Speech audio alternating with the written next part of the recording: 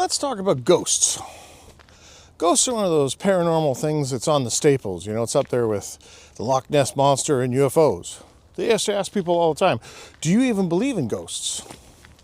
Well, you know, there's ghosts and then there's ghosts, right? Is a poltergeist a ghost, even though you don't see it? They say that, like, anything that's paranormal now, like, you know, things moving, weird noises, all that kind of jazz, that's all considered to be ghosts. And the funny thing is there's a lot of attention right now being paid to UFOs. The Disclosure Project. Talking about these things that are high in the sky that aren't really able to affect us. But ghosts are right here, right now. They're in the world that we live in. They cohabitate with us. Or do they? Sometimes people can feel a presence. And I wonder sometimes if that's not just the barrier getting thin. So why is there so much attention being paid to UFOs and not very much being paid to things like UFOs or Bigfoot? Especially not Bigfoot. But ghosts, I mean, every culture and every world knows about ghosts. Everybody's seen a ghost. I mean, you've probably had an encounter with something that looks a lot like a ghost. Most people know someone who's seen a ghost. It's a wild sort of scenario that I don't know why people don't pay more attention to it. Ghosts are clearly real. Whether or not you believe in them is a completely, it's a moot point here. So many people have seen them. So many people have had encounters with them. But yet, it's this forbidden topic. And why is that? I think it's because the moment you accept that there could be such a thing as a ghost, that there could be something that is more to this life than just, consciousness, then that means that there's more than your physical body. And that's not something anybody wants to admit.